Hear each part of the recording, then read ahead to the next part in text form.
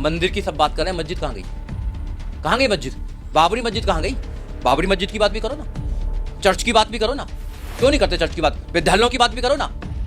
5 साल की बच्ची के साथ में बलात्कार होता, आप क्यों बात नहीं करते? क्यों अमिताभ बच्चन नहीं आता? क्यों ये नहीं आते हो सारे लोग? आना चाहिए ना। केवल अपना चेहरा दिखाने के लिए, केवल ये दिखाने के लिए कि मैं हिंदुओं के साथ में हूं, अपनी पब्लिसिटी करने के लिए जाते हो।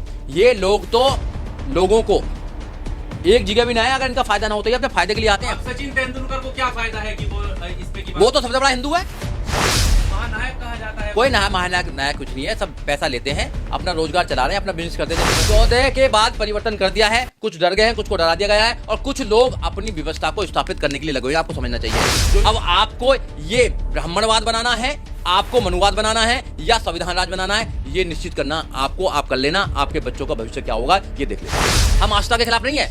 अगर कोई गोबर खाना चाहता है, कोई गाय का पेशाब पीना चाहता है, पियो। अगर किसी को और को पिलाना चाहता है तो हम सवाल करेंगे। गोबर गणेश हो सकता है, मगर हमारे लिए गोबर है, हम बात करेंगे।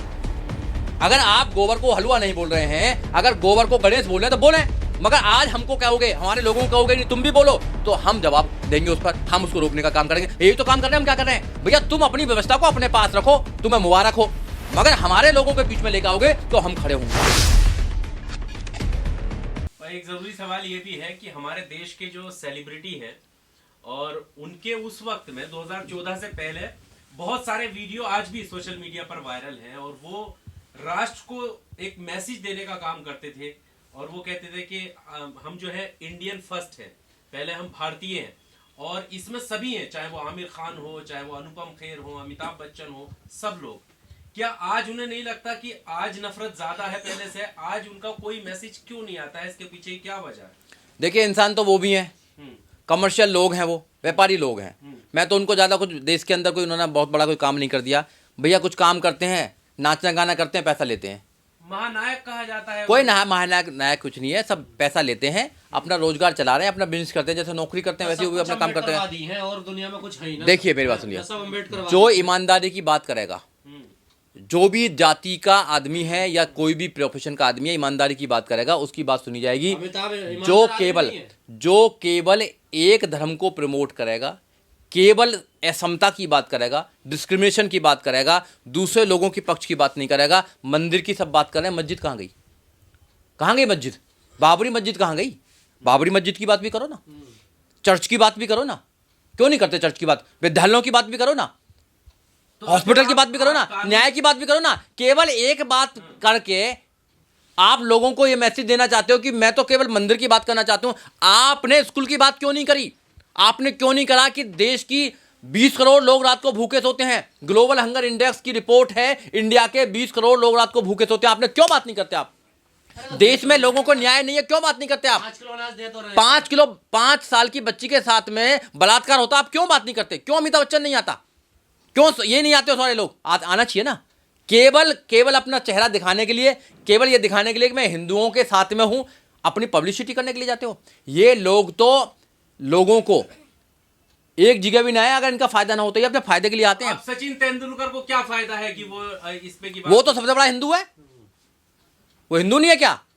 वो अपने आप को ब्राह्मण मानता है, हिंदू है वो। तो वो हिंदू होना कोई अपराध थोड़ी है। अपराध नहीं है, मगर उसको मैं बड़ा आदमी नहीं मानता। वो एक क्रिकेटर है, छोटा सा क्रिकेटर है, उसमें क्या प्रॉब्लम पड़ रहा है? कंगना की नसें फूल गई। जब जो आदमी केवल एक धर्म दिखाई देता है, चश्मा लगा रखा है एक धर्म का, वो किसी और व्यवस्था पर नहीं बोलता, जातिवाद पर वो नहीं बोलता है, न्याय व्यवस्था पर वो नहीं बोलता है। परिवर्तन क्या 14 के बाद ही हुआ है? पहले बिल्कुल, तो इन्हीं के वीडियो थे। 14 के बाद परिवर्तन कर दिया है, कुछ डर गए हैं, कुछ को डरा दिया गया है, और कुछ लोग अपनी व्यवस्था को स्थापित करने के लिए लगे हुए हैं। आपको समझना चाहिए, जो इनकी पूर्वजों की व्यवस्था थी, इनके दिमाग में बढ़ गई है कि उस व्यवस्था को बचा लीजिए, जब भी हम अपनी अस्तित्व को बचा सकते हैं। ये एक व्यवस्था को बचाने में लगे हुए हैं, वो व्यवस्था है ब्राह्मणवाद, वो व्यवस्था है मनुवाद। इस देश में अगर मनुवाद चलेगा तो जितने लोग हैं 85% वो गुलामों की जिंदगी जीने पर आश्रित रहेंगे। ये आपको समझना पड़ेगा। इसका सबसे पहला उदाहरण ये था नोटबंदी। सबसे नोट छीन लिए। अब एक देश को, जो भारत है, जो बड़ा सुंदर देश है, जहां डाइवर्सिटी है, जहां अलग अलग कल्चर्स हैं, अलग अलग लैंग्वेज हैं, अलग अलग प्रकार के लोग रहते हैं, उनको वे एक धारा में ले जाना चाहते हैं। एक धारा में ले जाकर फिर उनको मनुस्मृति देना चाहते हैं, फिर उसको हिंदू राष्ट्र बनाना चाहते हैं। उसके बाद में जो न्यायप्रिय लोग हैं, जो संविधान पर विश्वास करते हैं, जो न्याय पर विश्वास करते हैं, समता पर विश्वास करते हैं, उनको वो गुलाम बनाने की तरकीब लगा रहे हैं। अब आपको ये ब्राह्मणवाद बनाना है, आपको मनुवाद बनाना है या संविधान राज बनाना है, ये निश्चित करना आपको, आप कर लेना। आपके बच्चों का भविष्य क्या होगा ये देख लेना। दान पेटी की चाबी देता सब कुछ ठीक है फिर? हमें ना दान पेटी की चाबी चाहिए, हमें तो अधिकार चाहिए।